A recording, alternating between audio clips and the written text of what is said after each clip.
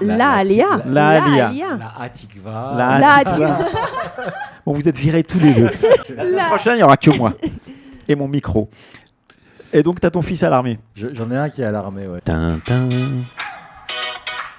Hello. Ah,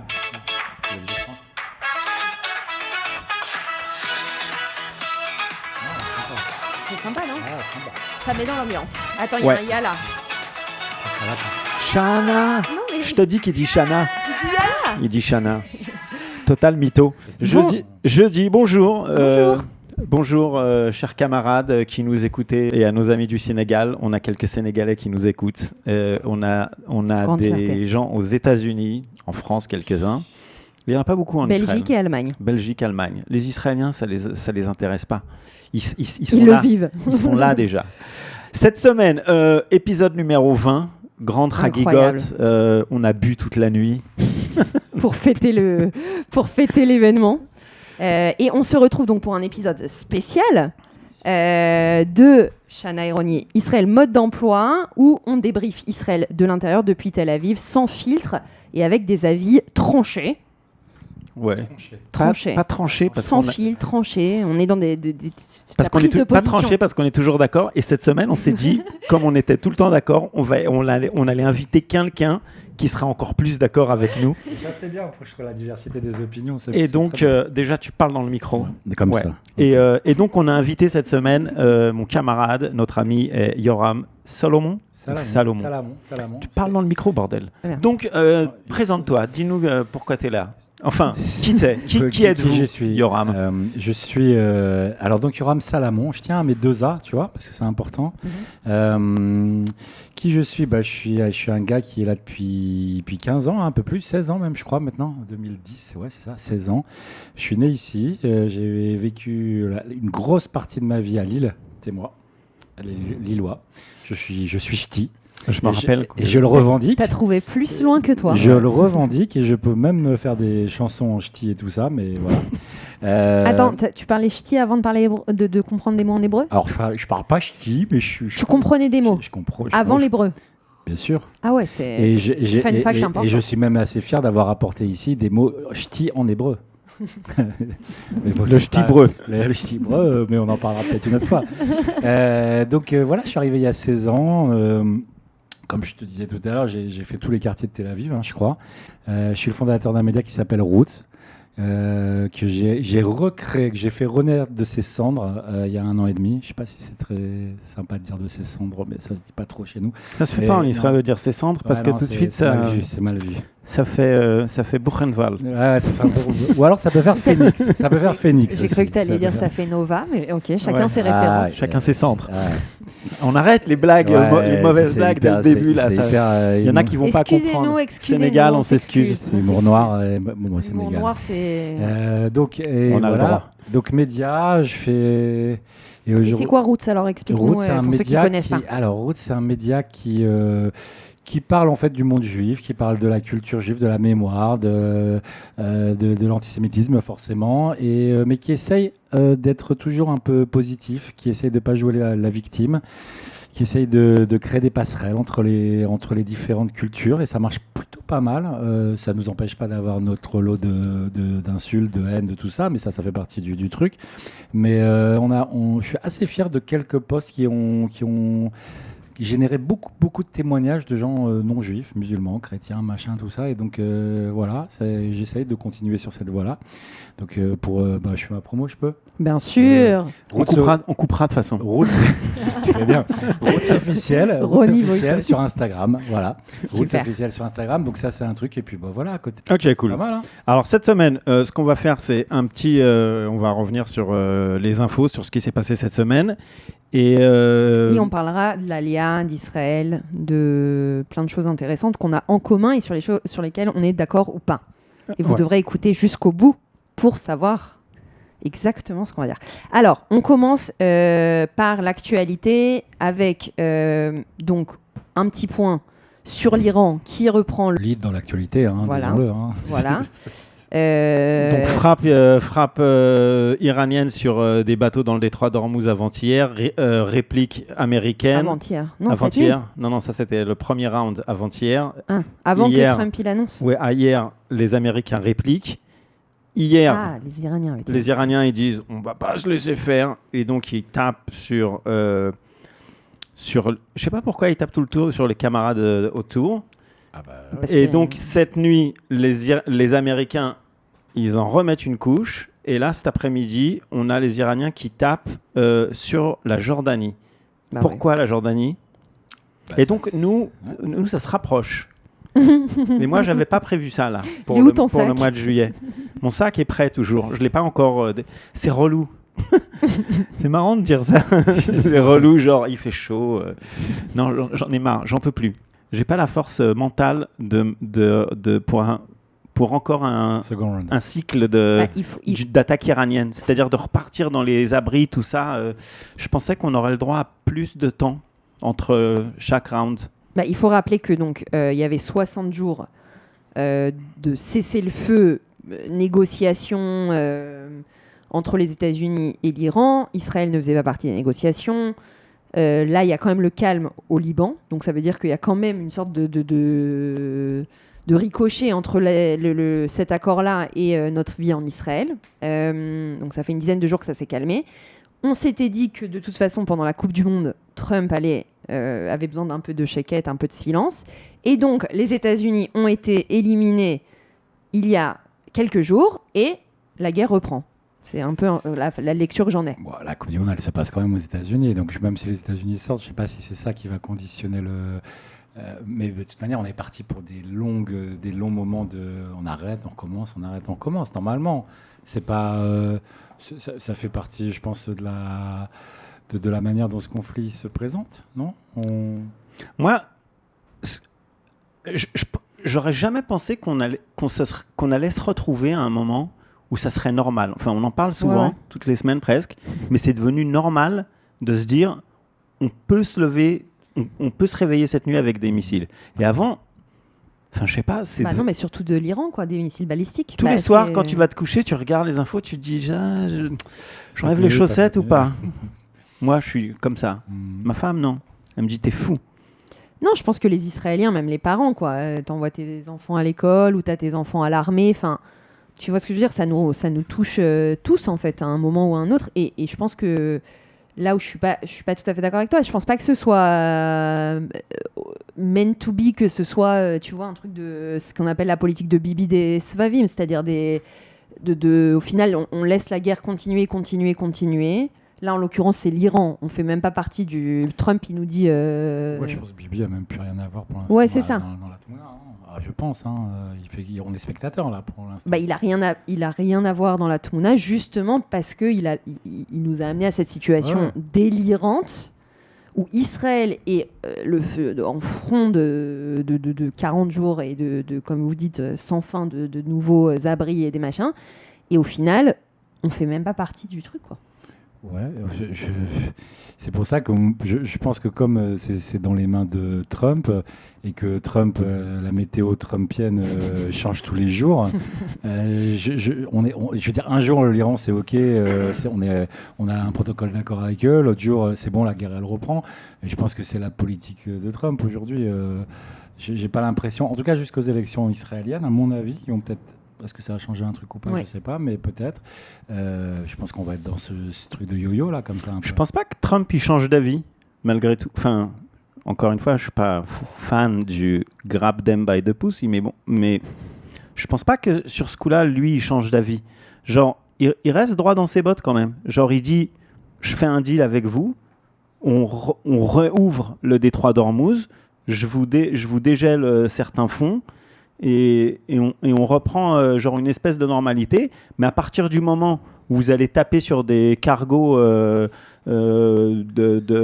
Bahreïn ou je sais pas quoi, on arrête et il leur remet, parce que je pense que les Iraniens ils checkent, ils se disent il n'a pas envie de repartir à la guerre et donc on va en profiter. Je pense qu'il est faible. T'as vu comment il parle, Oui, mais est-ce qu'il est vraiment faible? Comment il parle de lui en Iran, tous les discours et tout. Tu parles de Trump? Non, oui, comment les Iraniens, le régime iranien parle de Trump. Ils ont il est droit dans ses bottes depuis le protocole. Je veux dire, avant le protocole, l'Iran allait être fini, le peuple iranien allait être libéré, ouais, on vient vous sauver, le nucléaire allait être fini. Donc voilà, après le protocole d'accord, il a quoi? Ouais, mais on sait toujours pas où ça va. On sait toujours pas où ça va.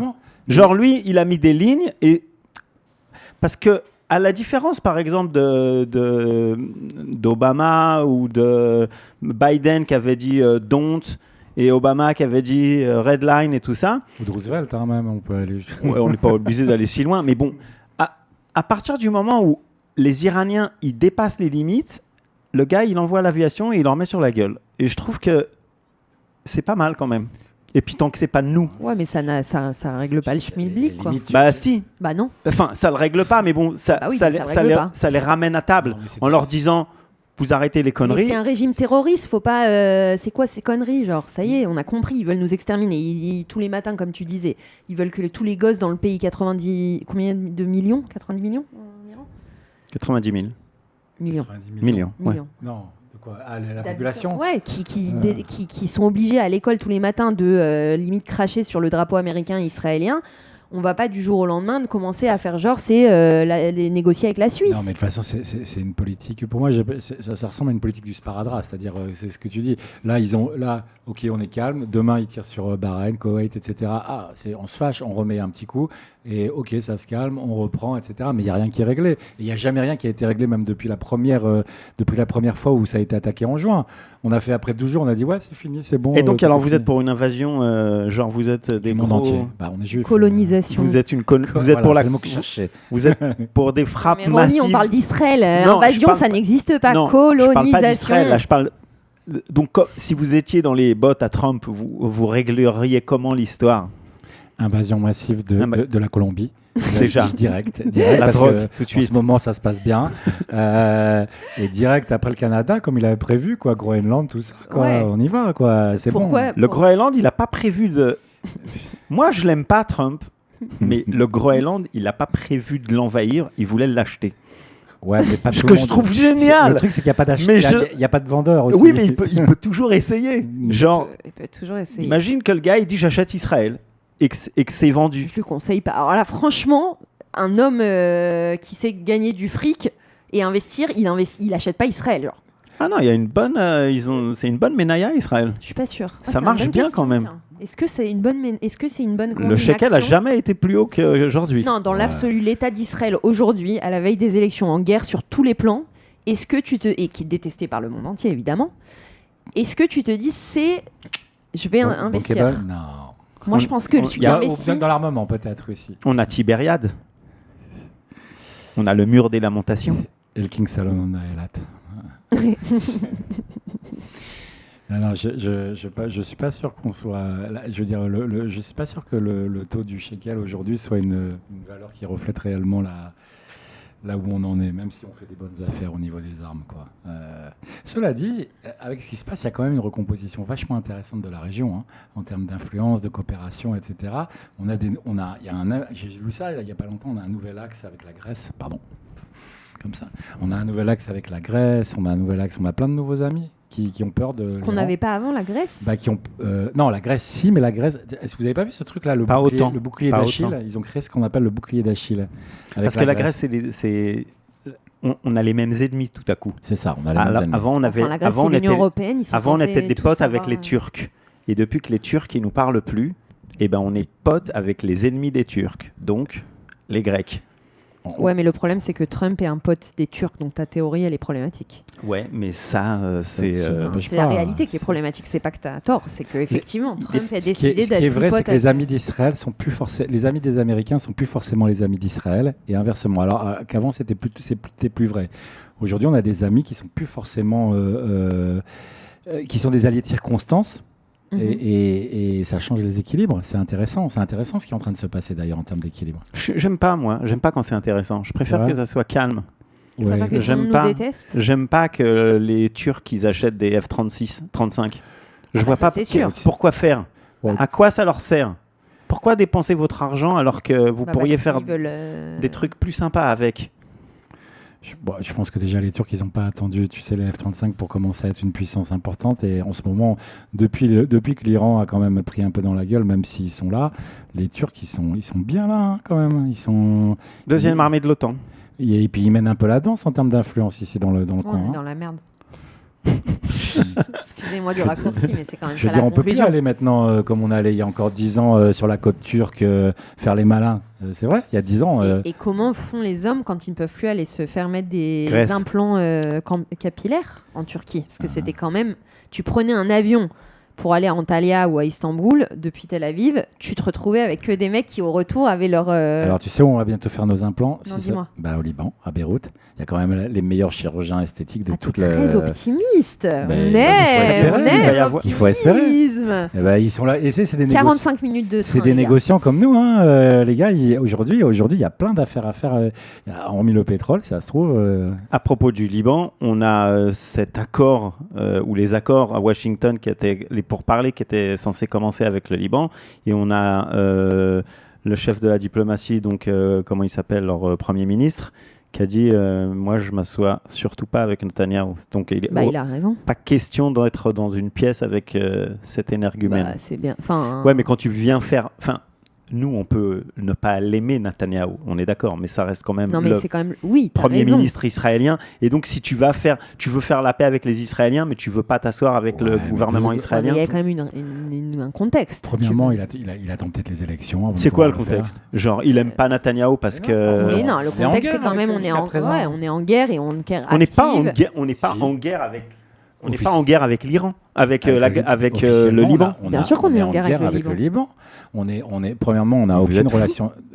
Ça tous fait les deux. partie. Si, je crois. Tous les deux. Mais qui êtes-vous? Mais qui es-tu?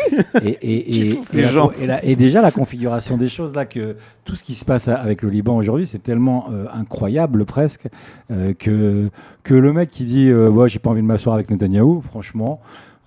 C'est un moindre mal par rapport à tout ce qui est en train de se passer. Moi, c'est ok. Je pense qu'il a beaucoup plus à perdre. C'est quand même un homme politique au final. Non, mais quand tu vas chercher un accord de paix avec Israël, donc parce que c'est clair que le problème c'est le Hezbollah, c'est pas le Liban. Donc on essaie de. Le Hezbollah est le problème qu'il est parce que le Liban aussi. Tant ils ont leurs responsabilités. Attends, on peut pas tout. Genre oui, mais nous, on n'est pas en guerre avec le Liban. On est en guerre contre le Hezbollah. Bien sûr qu'on est en guerre avec le Liban. Non. Le Hezbollah existe aujourd'hui parce que le Liban le laisse. Déjà, on est en guerre contre. Je crois que. Il n'y a pas de guerre déclarée. Je vais te dire. Je crois que l'état de guerre n'a jamais été non terminé. Et il y a interdiction pour tous les médias libanais de s'adresser ou d'avoir des liens avec les Israéliens. Donc ça décrit un état de guerre. C'est illégal pour un Libanais d'être interviewé ou d'avoir des contacts avec des Israéliens. Et donc quand tu vas faire un accord de paix, tu t'assois avec le Premier ministre. Mais c'est pas vraiment un accord de paix, on le sait bien. Alors qu'est-ce que vous venez faire chier, quoi? Qu'est-ce que vous voulez? En fin de compte, ils veulent dire on veut la paix, mais on va pas parler avec les Israéliens parce que ça serait quand même trop gros de parler avec les Israéliens. C'est pareil dans tous les pays. Il y a plein de pays comme ça. Ils ont un problème de faire le premier pas vers Israël parce que ça serait trop horrible de parler à des Israéliens. Là, tu as un pays qui est en guerre avec nous depuis longtemps. Là, il dit Netanyahou, il dit pas. Ouais, attends. C'est pas genre il dit attendons dans 4 mois quand il y a un nouveau Premier ministre. Parce que lui, personnellement, il a un truc contre Netanyahou. Mais le monde entier a un truc personnel contre Netanyahou. Non. Arrête. Toi et moi, peut-être. Ou peut-être Yoram, je sais pas, on va voir. Peut-être que nous, en politique intérieure, on a des problèmes avec Netanyahou, mais les autres... Mais t'es fou, mais tu vis où? Non, moi, j'habite ici. Non mais attends, t'es en train de nous soutenir que le monde entier est sababa avec Netanyahou, genre? Non, quand le monde entier, quand ils voient Netanyahou, ils voient Israël. Ils font pas la différence. Ils vont pas dire ou Mouchrat. C'est pour ça qu'ils veulent pas être en contact. Ils parlent pas des dossiers Alpine et Shlosh Talafim. Ils te parlent d'Israël. Ouais. Pour eux, Netanyahou et Eisenkot, c'est les mêmes. Alors ouais, c'est ce que j'allais dire. Je veux dire, même si Netanyahou, voilà, qu'on l'aime ou qu'on l'aime pas, demain tu mets quelqu'un d'autre, on sera toujours en ce moment en tout cas. Avec Chana, franchement. Moi, je suis pas d'accord. Non, je suis pas d'accord. Je pense qu'à partir du moment où il y a un nouveau gouvernement, pour nous, et s'il y a vraiment, on espère que des choses vont changer. On espère qu'un nouveau gouvernement va peut-être pouvoir, par exemple, entamer des nouvelles relations avec d'autres pays qui vont être plus fructueuses, plus pacifiques, etc. Mais dans la tête des gens, Netanyahou, Israël. Oui, non, mais je suis d'accord que dans la tête des gens, je suis d'accord avec vous que Netanyahou, c'est Israël. Mais à partir du moment où il n'y aura plus Netanyahou et qu'il y aura, disons, Eisenkot, je pense qu'à l'inverse, Israël sera déjà beaucoup plus accessible une fois qu'il n'y aura plus Netanyahou. Pourquoi ? Il va falloir du temps, je pense. Parce qu'il est responsable de tout ce qui se passe, en fait. De toute la politique d'Israël, de toute la politique d'Israël vis-à-vis de l'Iran, par exemple, ou vis-à-vis du Hamas, ou vis-à-vis des Houthis, ou même de la Cisjordanie, elle ne va pas changer demain, surtout pas avec un Eisenkot ou un Bennett. Ça va être plus ou moins la même. Ça sera peut-être des gens, au niveau de la politique intérieure, on aura peut-être moins de corruption, on aura peut-être plus de soldats à envoyer, dont les ultra-orthodoxes et tout ça, mais c'est pas que demain on va se retirer de la bande de Gaza parce que Eisenkot va être Premier ministre. On est d'accord ? Non, mais je pense que quand même il y aura un changement évident de politique extérieure. Donne-moi un exemple. Déjà au niveau diplomatique, où je pense qu'on va nommer des gens qui sont déjà de base des diplomates et pas des criminels ou des mecs qui ont violé des gens. Donc c'est déjà un changement pour créer du lien. À chaque fois que tu dis violer, il faut que j'aille après aller... Très bien, c'est la réalité en Israël. Nous, on a Il faut que j'aille aller effacer. Et efface. On a et on va pas mentir. Non, mais moi, je pense que le problème, c'est que pour nous, Israéliens, ça fait une différence, mais je suis pas sûr qu'à l'extérieur, un Eisenkot ou pas Eisenkot, pour les gens, c'est Israël, ils savent même pas qui c'est Eisenkot. Justement, c'est ça l'opportunité. Mais après, on est tous à espérer un homme qui viendra, un homme providentiel qui viendra... réhabiliter un peu l'image d'Israël, mais la vérité, c'est qu'il va falloir se lever tôt aujourd'hui avec le raz-de-marée anti-israélien, antisémite, etc. On a pris bien dans la gueule quand même. Donc le gars qui va reprendre les dossiers, bon courage, hein, franchement. Ouais, mais moi je pense pas que la politique effectivement elle va changer du jour au lendemain. Mais je pense que déjà toutes les folies qu'on entend et qui donnent qui mettent comment on dit, de l'huile sur le feu. Tout le délire messianique, la colonisation, tous les Ben Gvir qui se prennent en photo avec tous ces trucs-là, ils vont s'arrêter. Oui, mais donc déjà, ça c'est hyper important. C'est-à-dire déjà, on va arrêter de se comporter comme un gouvernement où on fait, je sais pas quoi, on détruit une statue de Jésus au Liban ou des trucs comme ça. Ça va s'arrêter. Je suis pas d'accord avec toi parce que ça, en fait, c'est des ancrages. Alors, il se passe et c'est inadmissible. Il se passe ce qui se passe, mais pour moi, c'est juste, comme tu dis, c'est juste de l'huile sur le feu, mais le feu existe déjà, en fait. Alors, je veux dire, les gens, en tout cas, qui ont envie et qui en ont après Israël, ça, c'est des ancrages qui leur permettent vraiment comme si c'était, ça leur prouvait qu'ils avaient vu juste, ils avaient raison. Mais en fait, même sans ça, aujourd'hui, ça a pris tellement de proportions que je pense qu'on est juste dans quelque chose de très ancré, enraciné, qui a dépassé les limites du raisonnable. Donc même si tu as un mec demain qui est Premier ministre, il faudrait vraiment un Shalom Arshav, tu vois, qui vient demain et qui change, qui crée une politique de rupture totale pour que les gens puissent commencer. Mais ça n'arrivera pas. On ne sera pas dans une... Ça ne sera pas Bennett, ça ne sera pas Eisenkot. Mais même par rapport à ce qu'est la société israélienne aujourd'hui. Enfin, ce pas des gens qui vont vraiment être en totale rupture avec la politique moi, je pense israélienne. Par rapport à ce que tu disais, je suis d'accord avec toi sur ce que les gens pensent. Mais moi, je parle pas de ça. Je parle de diplomatie, je parle de politique sécuritaire. Et ça se joue au niveau des gouvernements, des administrations. Et vraiment, pour connaître le dossier, surtout par rapport aux États-Unis, ils n'attendent qu'une chose, c'est que cette administration israélienne, ce gouvernement parte pour reconstruire.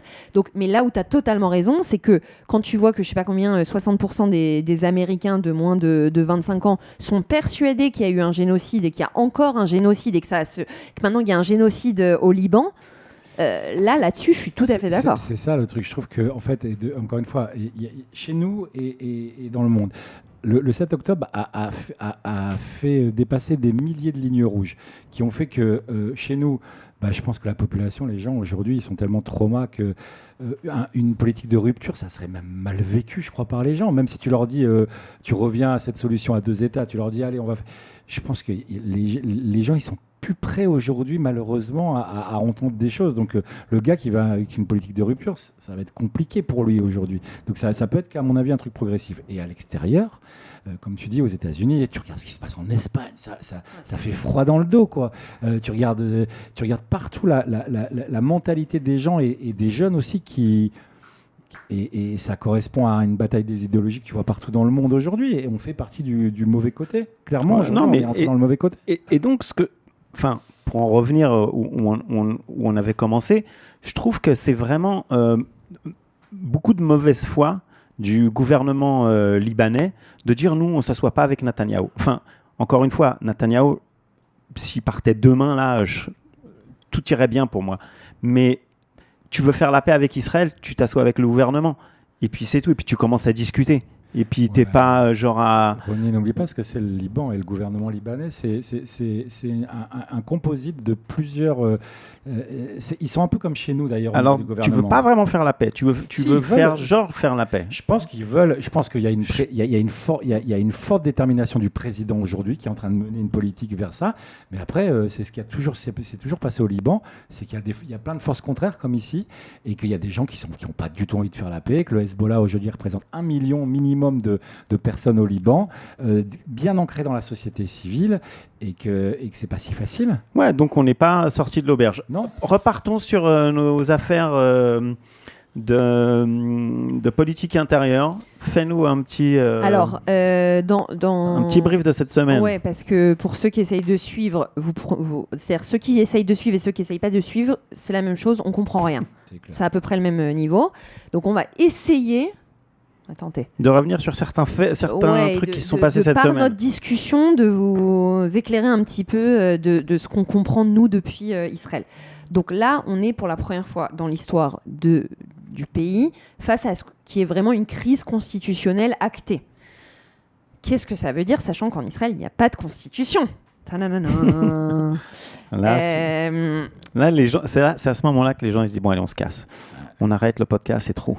Alors, il y a des podcasts qui ne parlent de rien. Vous êtes invités à écouter les podcasts qui parlent de rien. En même temps, il y a d'autres pays qui n'ont pas de constitution et ça ne marche pas si mal. Genre qui? L'Angleterre. Il y a des lois fondamentales, il n'y a pas de constitution. Et oui, c'est d'ailleurs pour ça que nous, on a ce modèle-là, parce qu'on s'est inspiré du droit du common law. Qu'est-ce que c'est que cette crise constitutionnelle qu'on a en ce moment? Qu'est-ce que c'est déjà une crise constitutionnelle? En Israël, on a, comme en France, 3 pouvoirs qui sont censés se gérer les uns les autres, mais en fait, ce n'est pas vraiment le cas. On a un gouvernement qui, en fait, est allié au Parlement. Donc, on a une coalition qui est formée de députés et de ministres. Ils travaillent ensemble et donc, il n'y a pas de contre-pouvoir entre le Parlement et le gouvernement. Donc, ça, c'est une chose. Donc, ils travaillent ensemble. Et face à eux, le seul contre-pouvoir qu'on a en Israël, c'est la Cour suprême. Le gouvernement Netanyahou, comme beaucoup de régimes qui poussent vers des démocraties illibérales, essaye de renforcer le pouvoir de l'exécutif et d'amoindrir le pouvoir de la Cour suprême qui vient leur dire hey, tu fais de la merde. Donc, bien résumé.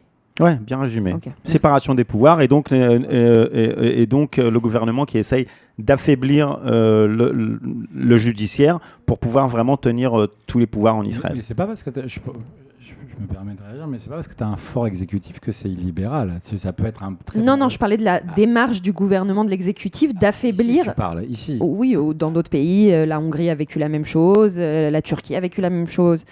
Les États-Unis sont en train de vivre la même chose avec Trump qui a aussi changé les juges de la Cour suprême, mais qui à la base vient critiquer, par exemple, la décision de valider les élections, qu'il n'a pas reconnu comme valide. Donc on a quand même une vraie critique par des exécutifs qui veulent renforcer l'exécutif au dépit de... séparation des pouvoirs. Voilà.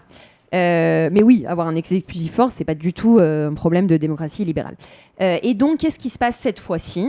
Le gouvernement est censé, donc le gouvernement comme tout citoyen, est censé respecter les décisions de n'importe quel tribunal, compris la Cour suprême. Et là, pour la première fois, il y a une décision officielle du cabinet du gouvernement qui vient dire nous ne respecterons pas la décision qui vient d'être prise par la Cour suprême. Cette décision, c'est une décision qui n'est pas forcément très intéressante en elle-même, qui en fait parle de l'autorité de régulation de la télé et de la radio en Israël qui, en fait, dans la loi, elle a une sorte d'équipe minimum de gens qui sont censés contrôler ce qui se dit sur les chaînes de télévision israélienne. Privées. Donc, ce qui est public, c'est public. Et ce qui est privé, il y a quand même une autorité indépendante qui vient vérifier.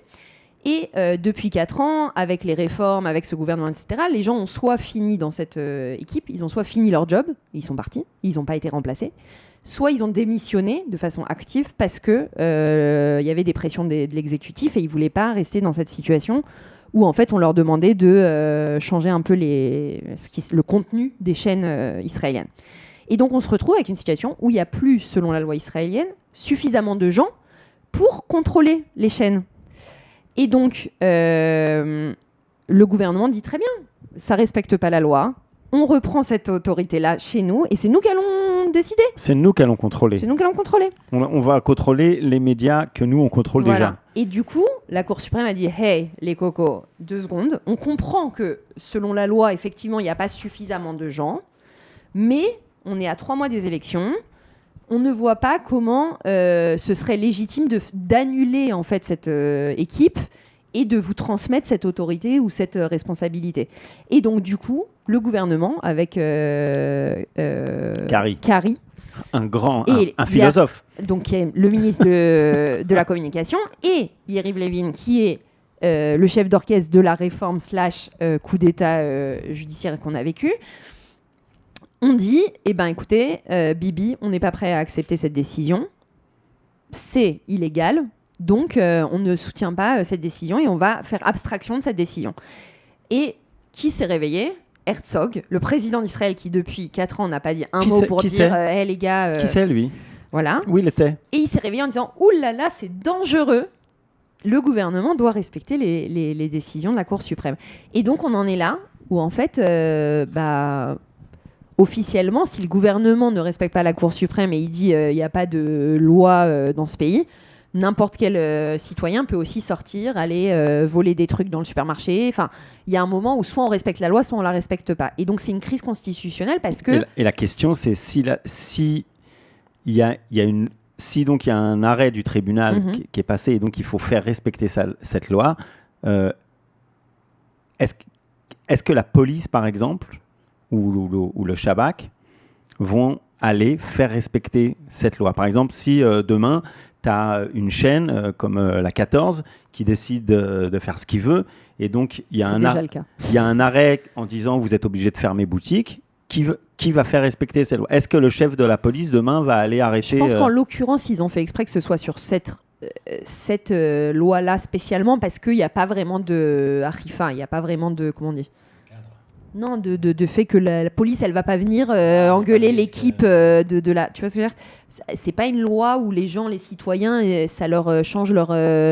tu vois, c'est pas comme de décider qu'à partir de maintenant, je sais pas, les mariages, on doit passer tous par la rabbanout, ou j'en sais des trucs qui vont changer ta vie à toi et à moi. Là, qu'est-ce que ça va faire ? Ça va faire qu'à partir de demain, même aujourd'hui, depuis cette décision du gouvernement, ça veut dire que maintenant, le gouvernement peut dire à la chaîne 12, à la chaîne 13, que Netanyahou lui-même appelle des chaînes de propagande, vous fermez boutique. Et donc, qui va faire respecter cette demande de fermer boutique ? Est-ce que la police, ils vont y aller ? Je pense que ça sera plus vicieux que ça. Ça sera plus vicieux que ça parce que déjà, Galgalas, je crois que c'est fermé. Non, c'est pas encore fermé, mais on sait déjà que ça va l'être. On attend un arrêt de la Cour suprême. Tu as un projet quand même qui vise à fermer depuis longtemps, ou en tout cas à faire passer Cannes. La radio publique sous contrôle aussi de l'État, voire à fermer une partie des réchettes qui sont là-bas. Moi, je me souviens, quand je travaillais là-bas, j'entendais déjà pas mal de choses là-dessus. Donc, ça fait longtemps qu'il y a une volonté du gouvernement de se réapproprier en fait un contrôle sur les médias. C'est la base de tout gouvernement dictatorial, les médias. C'est déjà la base. C'est déjà la base d'un pouvoir. Mais regarde même en France. En France, on n'est pas dans un pouvoir dictatorial. Et pourtant, aujourd'hui, tu as une guerre des médias qui est en train de se faire par coup justement de l'autorité de la régulation, qui a fermé déjà une première chaîne, C8. Et voilà. Et je pense que c'est pas Israël est traversé par cette crise comme tout ce qui se passe dans le monde aujourd'hui, pour moi. Et c'est juste. Il y a un étirement en fait des régimes vers quelque chose d'autoritaire. On y est. C'est comme ça. Donc à mon avis, il n'y aura pas la police qui va débarquer. C'est que juste un jour, il y aura une fermeture administrative. Il y aura une fusion. Ça sera plus vistard que ça, à mon avis. Et là, en l'occurrence, ça ne va pas changer grand-chose, vu que de toute façon, il y a les élections dans 4 mois. Si ce gouvernement est réélu, alors là, là on ferme boutique, ça finit, quoi. Mais, en tout cas, c'est mon avis. Mais là, en fait, ça veut un peu rien dire. C'est-à-dire, je pense que le gouvernement, il fait aussi diversion. Il veut montrer, en fait, il fait un peu des coups de force comme ça, parce qu'on est à la veille des élections.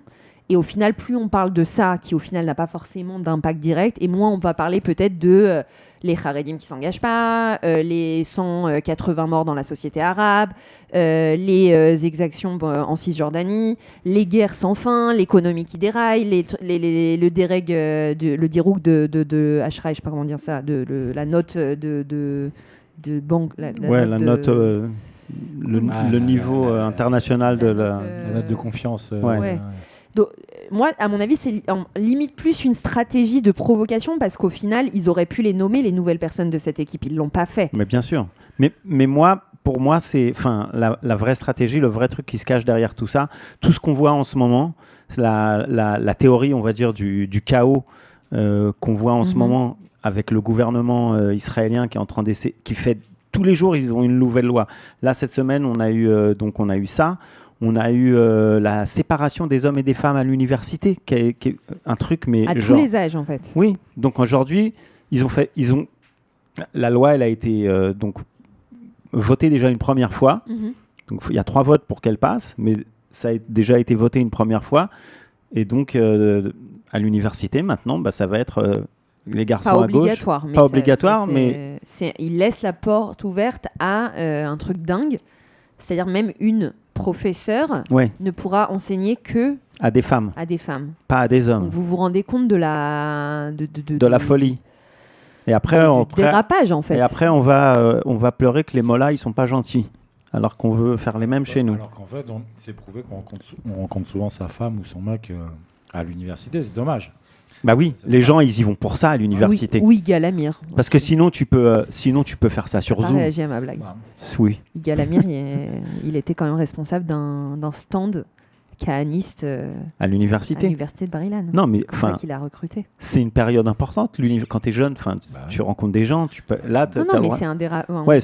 Et donc, je pense que cette théorie, moi, ma théorie, c'est que le gouvernement, jusqu'aux élections, ils vont essayer de faire des trucs de fou pour qu'on évite de parler d'un sujet. Il y a un sujet qu'ils veulent pas que ça soit celui-là qu'on aille aux élections, qu'on aille dessus aux élections. Et pour moi, c'est le 7 octobre. Pour moi, Netanyahou, il veut pas que les élections elles soient sur le 7 octobre.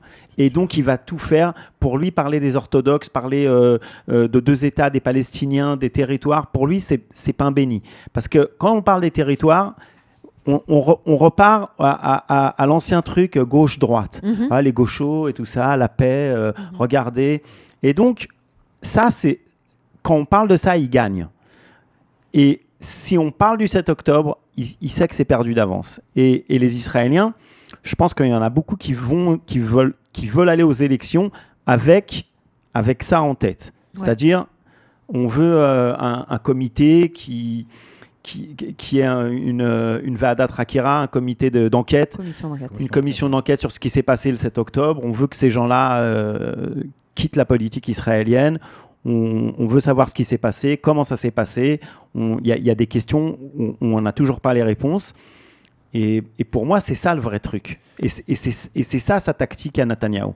Et il est très fort, parce qu'il arrive à faire changer de sujet. Les Israéliens, ils sont tellement...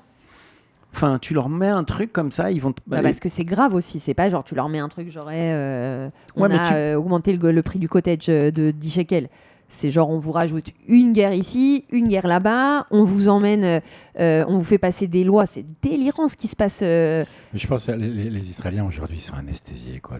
Déjà, on n'est pas des grands révolutionnaires, hein. On a été formés dans l'intérêt général depuis la création de ce pays. Donc les Israéliens, ils ont l'habitude de se mettre derrière et d'écouter leur chef. Mais depuis le Covid, 7 octobre, l'Iran, je veux dire, je crois les gars, ils sont fatigués, quoi. On est fatigués. Donc aujourd'hui, tu vois, même la commission d'enquête, je crois que là où il y avait beaucoup de monde qui était cristallisé et qui attendait là-dessus, je crois que les gens, ils ont juste envie de passer l'éponge aussi. Et non, moi je pense qu'il s'est passé trop de trucs le 7 octobre. Ça a été trop grand, trop flagrant. Le fait que les ultra-orthodoxes, pendant 3 ans, ils n'ont pas été alarmés. Le fait que y a eu... ça a fait trop mal aux Israéliens.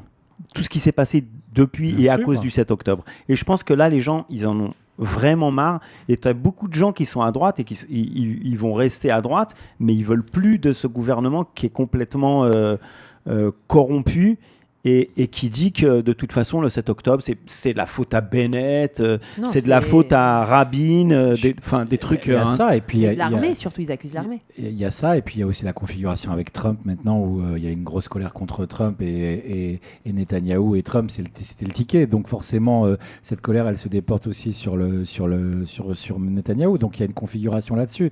Et Netanyahou, aujourd'hui, il est en spectateur là-dessus. Il essaye de pas trop montrer, mais je pense que même des gens qui étaient très attachés à lui, aujourd'hui, sont en train de le quitter. Mais...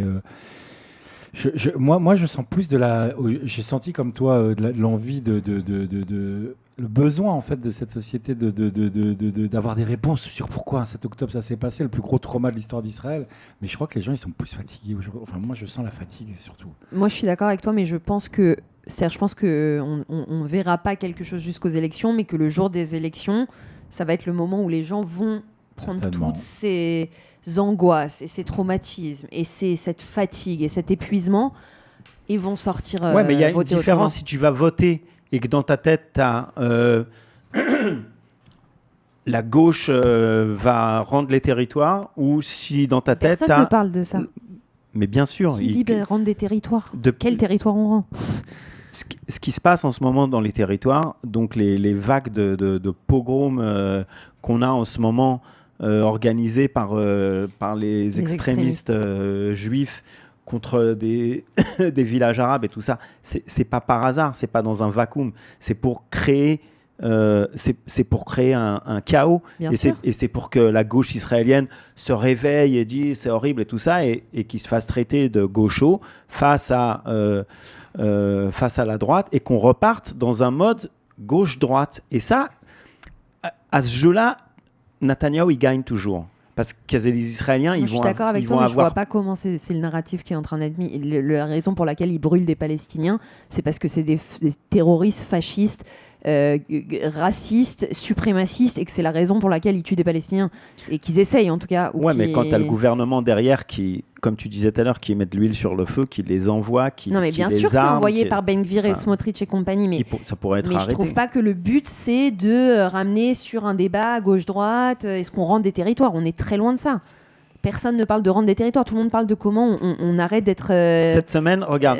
de se prendre des 7 octobre dans la tête et des missiles. Cette semaine, on a le ministre de l'Éducation qui a fait passer une loi, encore un truc incroyable, qui a fait passer une loi qui donne... qui dit que n'importe quel étudiant dans les écoles primaires, jusqu'à l'université, peut mettre les tefilines à l'école. Et tu te dis, mais c'est quoi cette loi bizarre, quoi? Qui vous empêche de mettre les tefilines, de faire la prière? Déjà, la prière du matin, elle se fait le matin à la maison, donc pourquoi tu as besoin de la faire à l'école? Mais dans l'absolu, T'as besoin pour rajouter des gens qui l'ont pas fait à la maison parce que chez eux on le fait pas et les forcer à le faire. Mais dans l'absolu, je vois pas qui empêcherait un jeune Israélien de 15 ans qui arrive à l'école et qui veut mettre ses tefilines dans un coin. Personne, j'ai jamais entendu qu'il soit fait jeter de l'école. Et donc tu as ce ministre qui fait passer cette loi en disant dans toutes les écoles maintenant il y aura un endroit spécifique pour mettre les tefilines.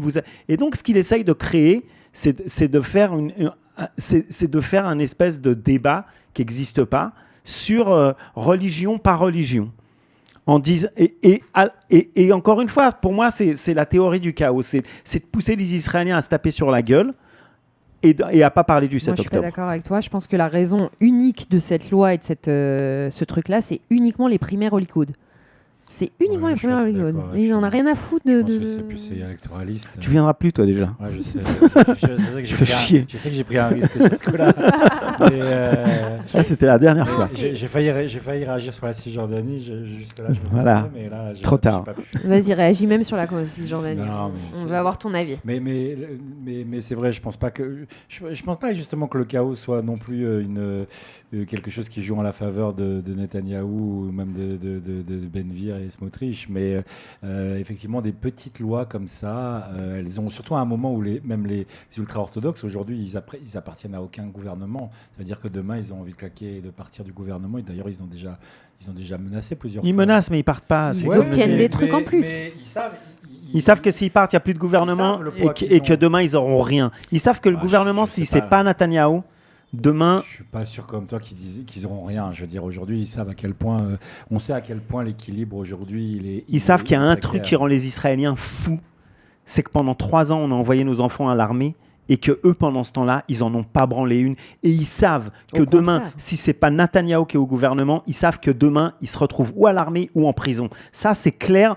Tous les Israéliens qui sont pas orthodoxes, de tous les bords, sont pour ça. Il y a une différence entre orthodoxe et ultra-orthodoxe. T'en as quand même un paquet qui sont aujourd'hui à l'armée, qui sont religieux. Non, je veux dire ultra-orthodoxe. C'est pas un paquet. Quand tu parles, non, toi, tu parles. Oui, tu parles pas des orthodoxes, des juifs religieux. Non, je parle des Haredim. Oui.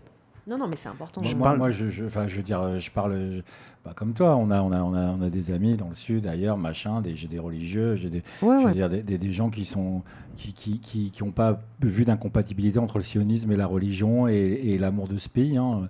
Et effectivement, tu as aujourd'hui... Mais ça, on est d'accord. Les gens qui votent Ben-Gvir et Smotrich, la plupart du temps, c'est des gens qui viennent des implantations, c'est des religieux. Eux, ils n'ont pas de problème. Il y en a aussi. Non, mais il y en a aussi. Attends, les 3 plus gros blocs d'implantation, c'est des c'est des Haredim. Donc ça, c'est un changement sur les 10 dernières années dont on ne parle pas. À l'époque où c'était des implantations qui étaient pour des raisons idéologiques de Tzionut Datit, de sionisme religieux et économique de gens comme toi et moi qui ont juste pas de fric et on leur offre une maison sans payer rien à Ariel. Aujourd'hui, on voit que les 2 plus gros blocs d'implantation, Beitar Elite et comment il s'appelle le deuxième ? Ma'ale Adumim. Non. Je vais regarder, je vais vous dire ça.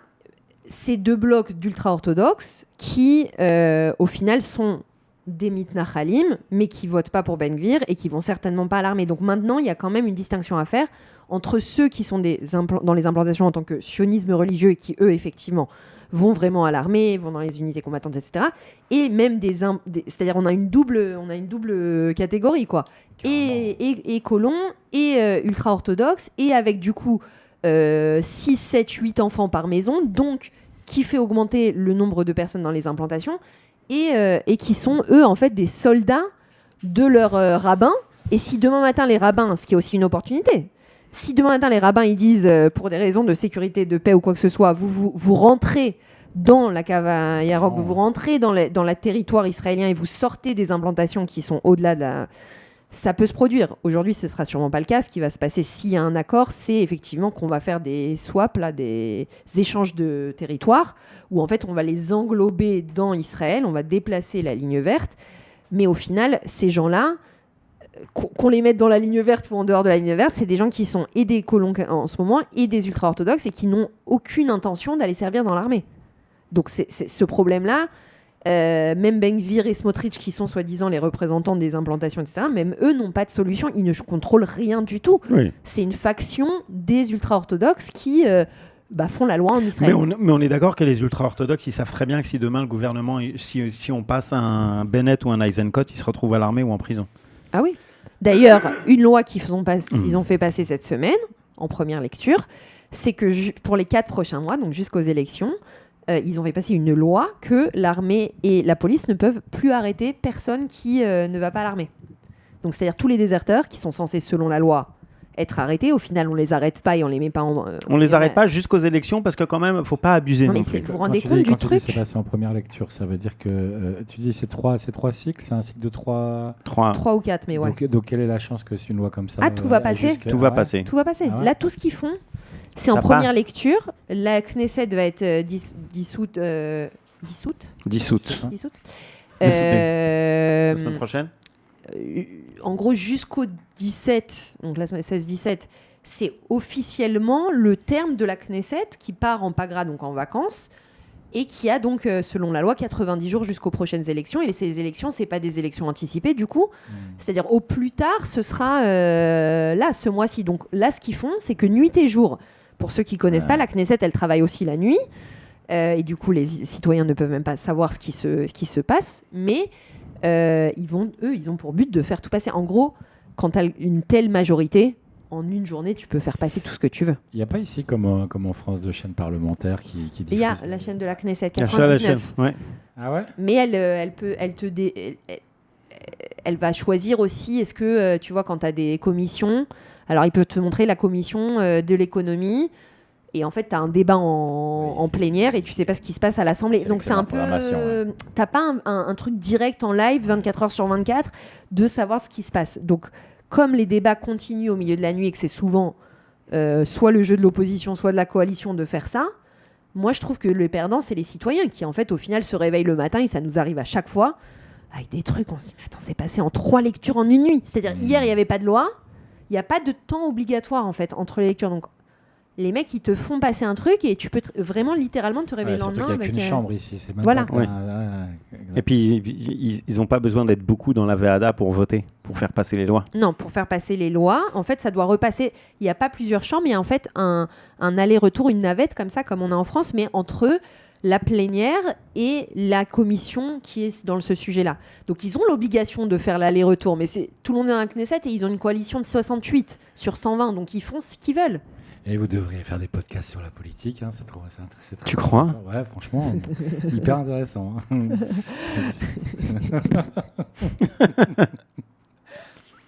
On va faire un break et on va parler de notre sujet de la semaine, la Aliyah.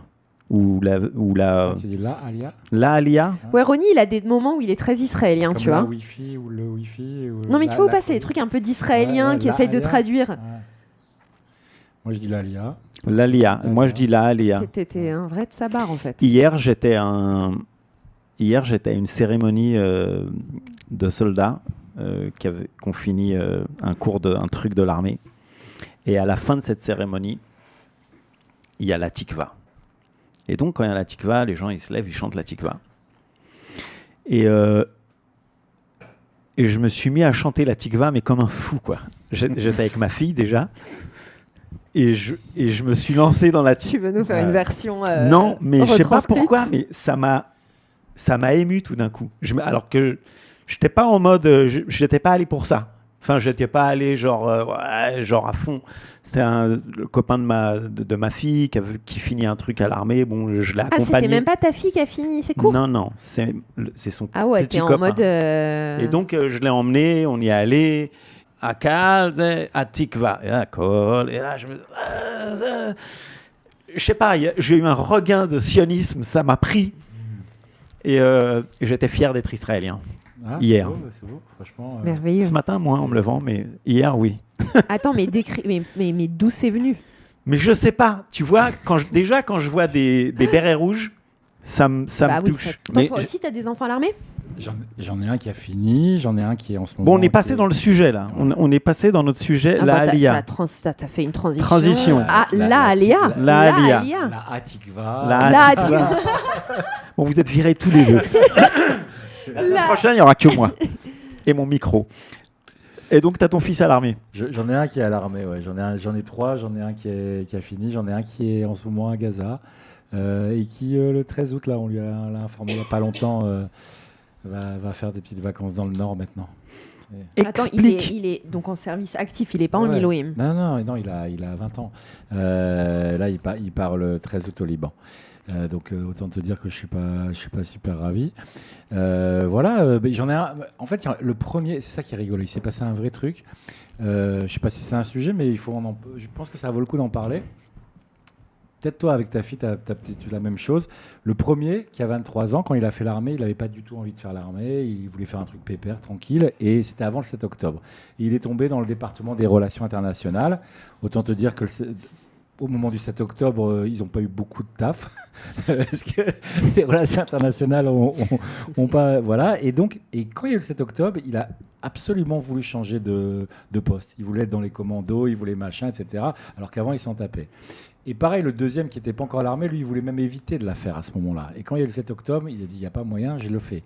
Et tous les poteaux de mes fils, globalement, c'est tous des gars de Tel Aviv qui n'avaient pas du tout envie de faire leur armée ou qui voulaient la faire tranquille et qui aujourd'hui sont des gamins qui ont envie d'aller dans les unités combattantes, etc., etc. Donc, clairement, il s'est passé un vrai truc que j'analyse peut-être pas au niveau de la société, mais que j'analyse en tout cas dans mon environnement propre, qui est assez, qui m'a marqué, je trouve. Et tu vois ça comme un truc qui est lié à un traumatisme, ils ont l'impression que c'est leur responsabilité d'aller protéger Israël. En fait, je pense que ça va même plus loin que protéger Israël, ou moins loin, c'est leur famille en fait. Okay. Moi, ce qu'ils m'ont dit, les deux, quand je les ai interrogés, et même leurs poteaux, c'est de me dire, moi, si jamais il se repasse un truc, je vais être capable de défendre ma famille, mes proches, etc. Ça va même pas jusqu'au patriotisme, ça va jusqu'à la famille, tu vois. Et je pense que c'est ce qu'a fait le 7 octobre, ça a créé un trauma parce qu'on sait que c'est les gens. Bon, voilà, on va pas la refaire. Non, mais ça s'est vu chez les jeunes. Tu as vu que quand ça a commencé, ils avaient 15-16 ans et ils ont vu les jeunes qui étaient un peu plus grands qu'eux aller à l'armée, revenir de l'armée, aller au Liban, aller dans la bande de Gaza, tout ce qui s'est passé. Et donc, mais de toute façon, ça, c'est... Oui, mais tu pourrais dire au contraire, ils ont vu ça, donc ils ne veulent pas le faire. Et non, au contraire, ils se sentent responsables. Ils se sentent responsables. À chaque fois qu'il y a une guerre, ça crée un espèce de regain comme ça de nationalisme et de volonté de s'engager à l'armée et tout ça dans tous les pays tout le temps. Là, c'est que c'est pas nationalisme. C'est ça qui est intéressant. Parce que quand même un peu, de toute façon.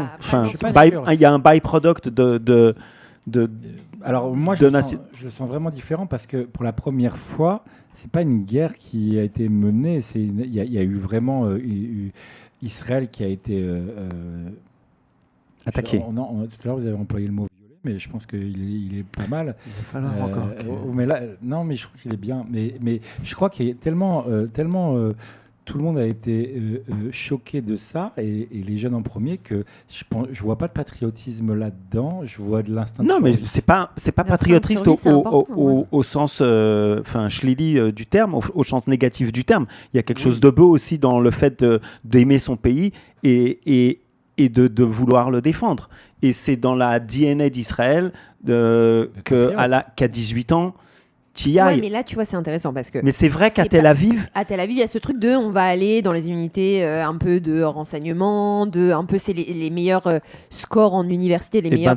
Détrompez-vous donc, parce que justement hier, à cette cérémonie de fin de cours donc c'était une unité combattante, et tu voyais, il y a des gens, donc le petit copain de ma fille, vraiment, mais le Tel Avivien, mais. Ouais, mais dans cette unité, il y a toujours c'est les sushi boys and girls, tu vois. C'est des gars qu'on. Non, mais je veux dire que ce que je veux dire, c'est que c'est des gars. C'est que quand tu les vois, tu te dis pas. ces gars-là, c'est le top des soldats israéliens. C'est des gars qui sont là, qui vont manger des sushis, qui prennent soin de leur corps, qui font des manicures et tout ça. Enfin, c'est vraiment les petits... Ouais, mais tu t'attends pas à ce que ces gars-là, ils se disent « Moi, je veux être dans une unité combattante. » Et justement, hier, quand tout le monde s'est levé, et il y a un truc comme ça où t'es avec des Israéliens autour de toi, et il y a une connexion qui se fait, et il y a aussi un truc qui... Il y a une espèce de soudure. Il n'y a plus de religieux, il n'y a plus de gauche, il n'y a plus de droite. Il y a des Israéliens qui chantent la tikva. Oui, et ça, en l'occurrence, c'est ça qui filtré. Parce que qui fait l'armée, qui chante la tikva, tu retires les Haredim, tu retires les Arabes israéliens. Donc en fait, tu te retrouves quand même avec ton sentiment, il est tout à fait valide, mais il est quand même, encore une fois, extrêmement restreint. Et c'est ça tout le problème dans la société israélienne aujourd'hui, c'est ce décalage entre ce qu'on connaît beaucoup à l'étranger quand on imagine Israël, quand on aime Israël et tout, c'est vraiment voilà, ceux qui vont à l'armée, ceux qui travaillent, ceux qui étudient, ceux qui se définitionnisent. Et en fait, on ne connaît pas depuis l'étranger qu'en fait, il y a quand même 21% d'Arabes, 13% de Haredim, ça fait beaucoup de gens qui ne vont pas à l'armée, qui se sentent plus ou moins sionistes ou plus ou moins pas sionistes. Et qui ne travaillent pas et qui ne payent pas d'impôts. Enfin, tu vois, c'est quand même la moitié, presque la moitié de... Ouais, un bon tiers de gens qui, toi, quand tu es ému de chanter la tikva parce que Liot Am Chofshi Be'artzenu, eux, ils en ont rien à faire d'être Am Chofshi, d'être un peuple libre, et ils en ont certainement rien à faire de Artzenu parce qu'ils sont... les ultra-orthodoxes, ils ne reconnaissent pas l'État d'Israël. Je suis d'accord avec toi. Donc même moi, ma frustration, je comprends ton émotion, je la valide, j'ai aussi des moments comme ça, mais il y a aussi une frustration. Ouais, mais évidemment. Mais ce qui est quand même beau à voir, c'est qu'il y a quand même des gens qui y vont, qui font le travail, qui se donnent assez... Parce que c'est pas facile. Enfin, tu vois... Surtout à leur âge. Oui. Ils ont 18 ans, ils partent à l'armée. Moi, je me rappelle, quand je suis parti dans les paras, moi, j'arrivais de ma banlieue, j'arrivais de mon Aulnay-sous-Bois. Il y a un choc. Les Israéliens, c'est plus facile parce qu'ils ont grandi dedans. Mais tu te retrouves dans des situations... Toi, tes enfants, ils sont nés ici ? Non, j'en ai un. J'en ai un sur les 3 qui est né ici. Raconte-nous, toi, t'es venu quand ? On a dit la Aliyah, pas l'Aliyah. Moi, je suis venu en 2010. Est-ce que tu recommandes de venir en 2010 ? De venir, Bechlal, à la fin. Est-ce que je recommande C'est dur comme question. Je recommande. Moi, je pose des questions. Non, je pense que il y a personne qui peut recommander à qui que ce soit de venir en Israël. Je pense que c'est une décision qui se prend pour déjà multiples raisons. Et voilà, chacun a des raisons bien particulières. Moi, quand je suis venu parce que j'avais vraiment envie de venir. Et en 2010, le contexte n'était pas celui d'aujourd'hui. Je suis venu tard, hein, puis finalement. Ouais, mais t'es revenu. Ouais, mais je suis revenu pour plein de raisons. C'était quoi tes raisons de venir de faire ton alia ? Déjà, on va commencer. Alors, je revenais depuis quelques années, souvent ici, et à chaque fois que j'étais ici, je me disais, wow, c'est trop bien ici, c'est chez moi ici. Mais n'oublions pas que je viens de Lille. Donc forcément, le décalage, Lille-Tel Aviv était à chaque fois plus violent. Hein, non, mais c'est pas ça. Et puis après, j'ai rencontré celle qui allait être la mère de mon fils ici. Donc forcément, ça a joué. Ça a été, voilà. Mais disons qu'elle a été un accélérateur, elle n'a pas été le moteur de l'envie. Elle a été vraiment l'accélérateur. Et pour moi, quand j'étais ici, ça a toujours été naturel que ça soit chez moi. Mais j'ai toujours finalement une alliance un peu particulière parce que j'ai fait très vite des allers-retours entre la France et Israël pour le boulot, etc. Donc j'ai toujours eu cette chance aussi de pouvoir être entre les deux, et ça m'a toujours donné une bulle de respiration qui fait que parfois quand tu es à Tel Aviv, t'en as ras le cul d'être à Tel Aviv, il faut que tu sortes, et moi j'ai besoin de ça, et j'aime Tel Aviv aussi pour ça, et j'aime Israël aussi pour ça, mais il y a plein de choses dans ce pays qui me vont pas. Mais dans quel pays tu t'es... Le fromage. Ouais, ils ont fait des progrès, hein.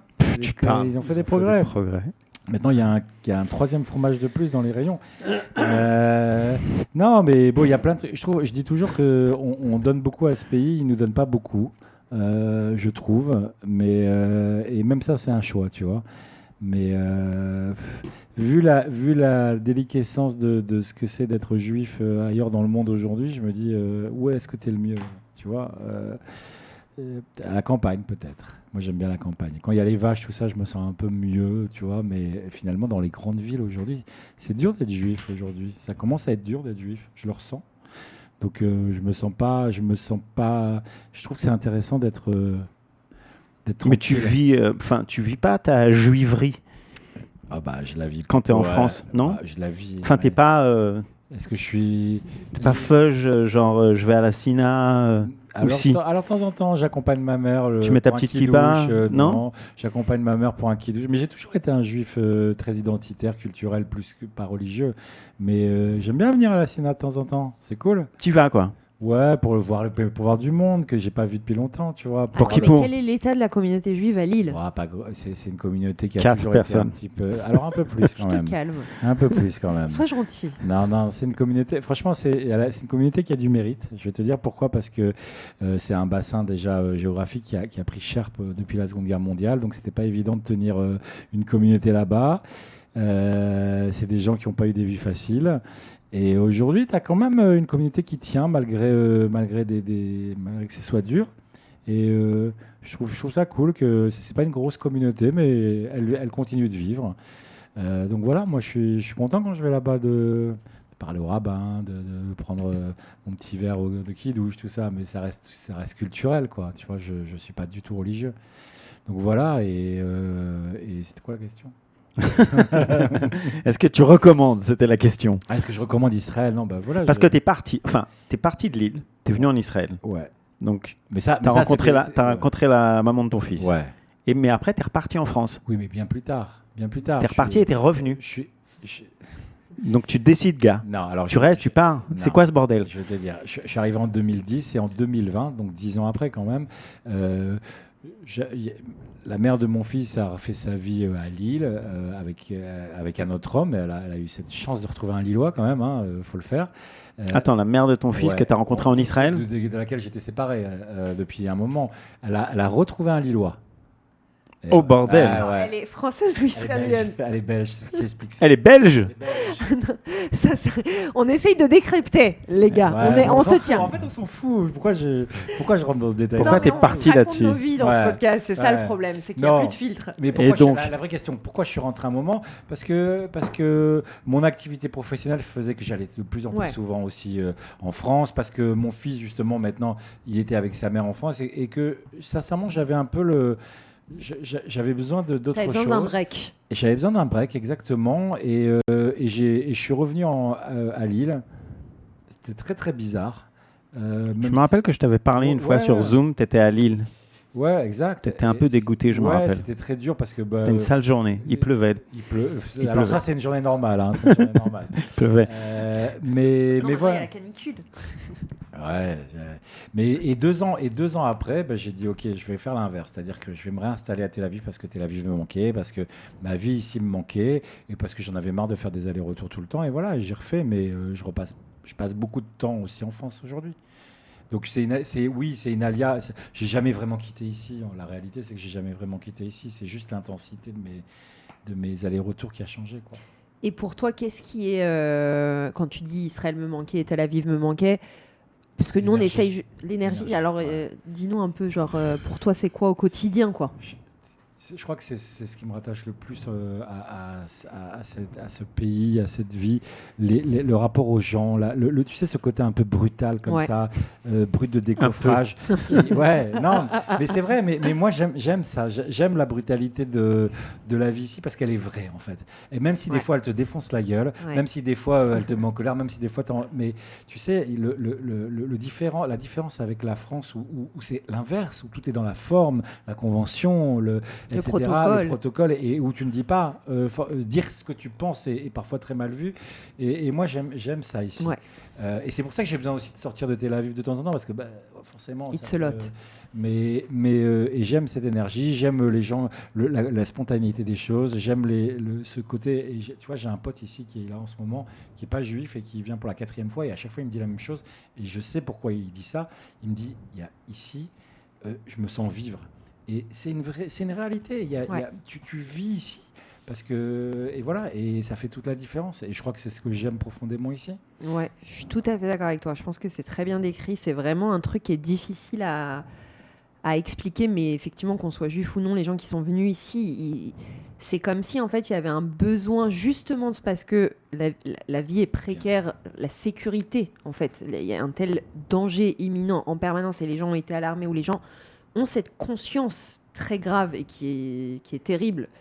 Que vraiment il peut y avoir un attentat à chaque instant. C'est-à-dire c'est pas un concept qu'on a de potentiellement partout il peut y avoir des attentats. Ouais. Ici c'est un vécu intégré et du coup je pense qu'il y a une joie de vivre, il y a une énergie de vie qui est difficile à expliquer. C'est-à-dire c'est pas juste les bars sont ouverts 24 heures sur 24, c'est pas, tu vois, parce qu'à New York tu peux dire c'est aussi une vie qui s'arrête pas. Ouais, mais elle a rien à voir non plus. Elle a rien à voir. Il y a une légèreté dans un truc le plus lourd possible. Mais moi, je trouve ça cohérent, en fait. C'est cohérent, finalement, parce que c'est effectivement la vie dangereuse, parce que les attentats, la guerre, etc., mais c'est aussi la vie chère. C'est hyper cher. La vie dure, parce que la précarité du travail ici...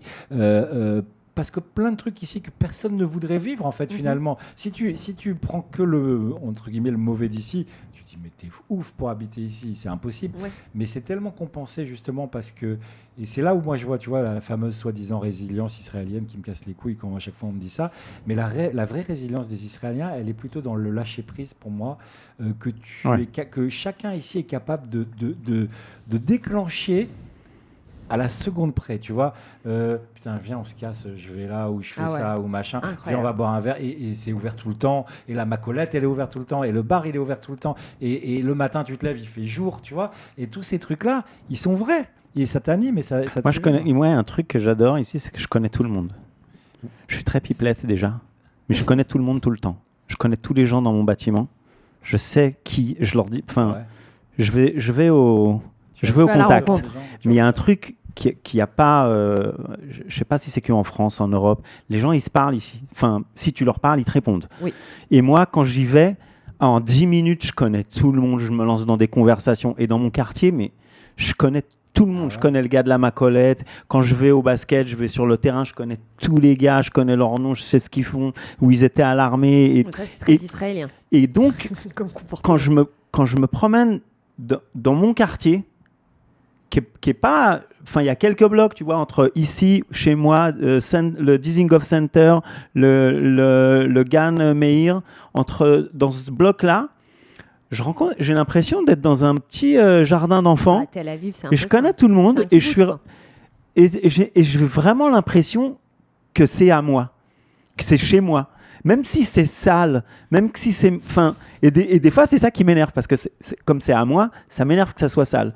Mais j'ai vraiment l'impression que tout ça, Zécheli. Zécheli Mehabait. Et ça m'appartient, on va dire. Et je suis vraiment attaché à des gens comme ça, que je connais pas vraiment, mais à qui je parle. Il y a un truc que j'adorais. Ça n'existe plus, mais pour moi, c'était le truc le plus israélien qu'il y avait. C'était je ne sais pas si vous avez connu les Moniot Sherut. C'est des taxis collectifs. Et donc, c'est des espèces de minivans. Tu vas rentrer. Il n'y en a plus maintenant. Pourquoi tu dis tu dis on a connu? C'est toujours. Ouais, c'était. Il y en a toujours. Tu étais en bourgeoisie, c'est pour ça. Oui, c'est ça. Mais il y avait un truc dans les Moniot Sherut, dans les taxis collectifs. Il y avait un truc où tu faisais passer, c'est-à-dire tu rentrais, donc c'est un minivan comme ça, tu rentres, tu t'assois, généralement tu t'assois dans le fond parce que les places de devant elles sont prises, tu t'assois dans le fond et donc tu vas payer le conducteur pendant qu'il conduit et tu fais passer l'argent. Ouais, tu montes et il démarre. Donc tu montes, tu t'assois et tu fais passer, donc tu envoies un billet de 20.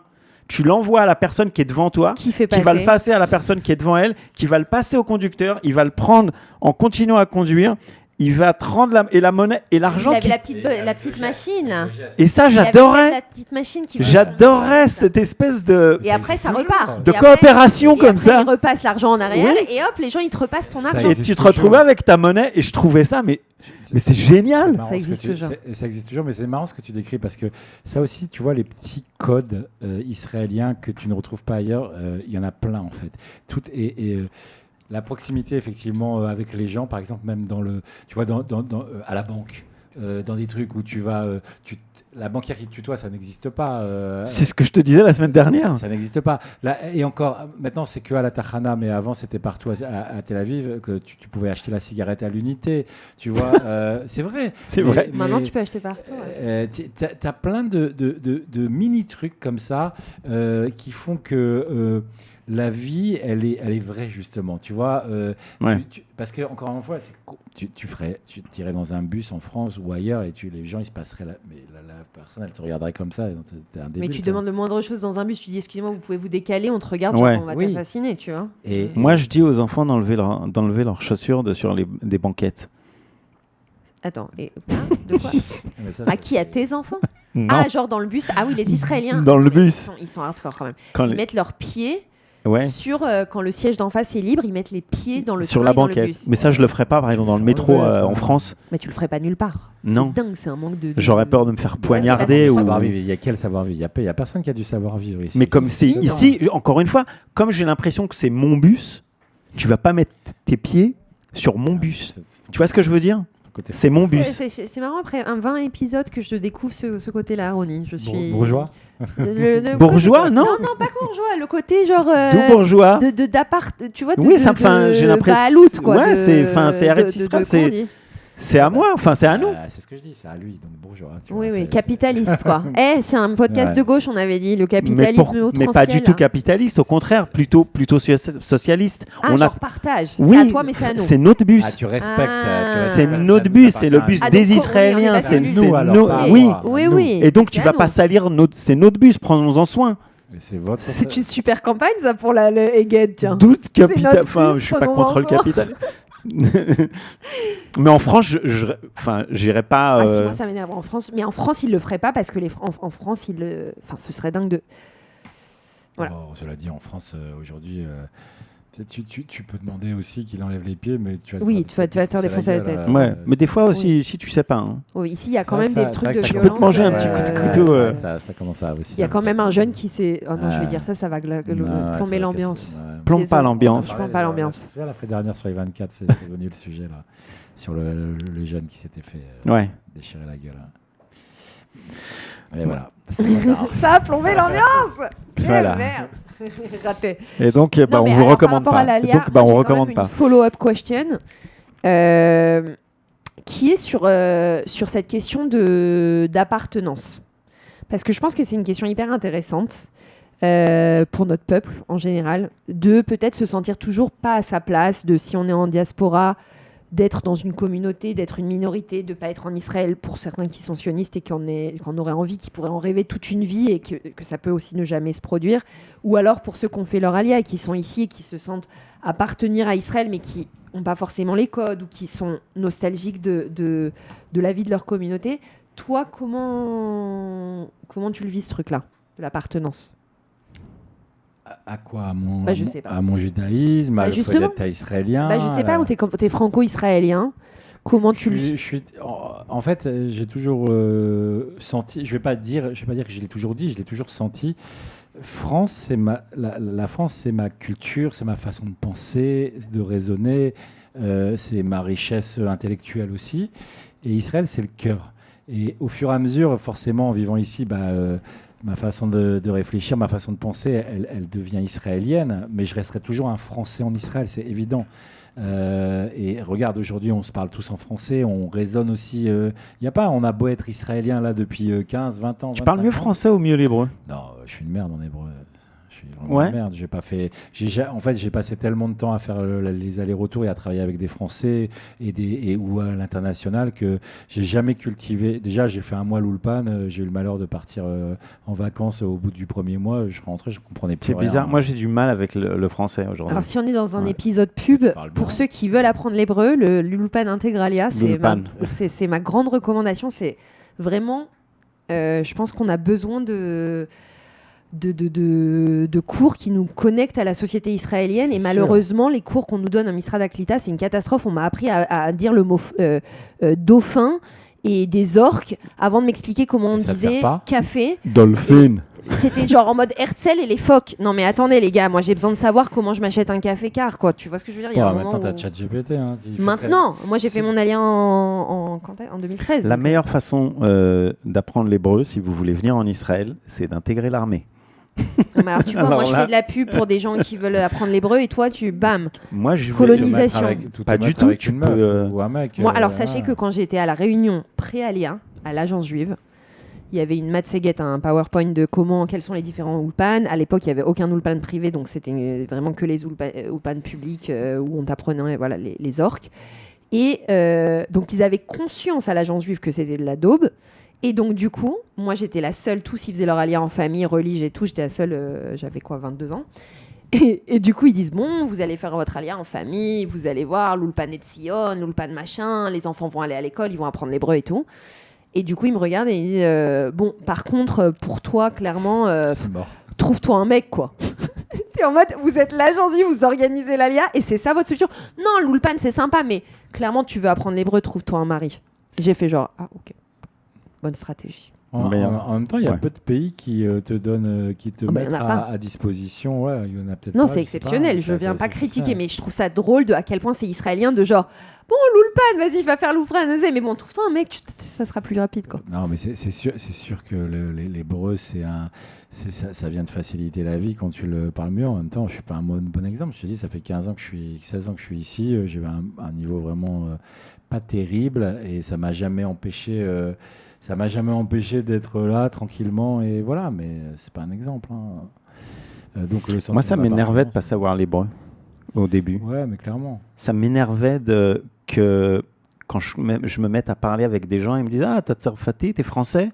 Ils commencent comme ça. Ouais, ils te font les trucs, ils te parlent en français, ils te disent des trucs en français. Ça m'énervait, mais j'ai tout fait pour me mettre à parler hébreu comme un Israélien. À quel âge t'es venu ici? 18 ans. Ouais, c'est parfait. Non, et c'est vrai qu'avec l'armée, toi, pour le coup, t'as été...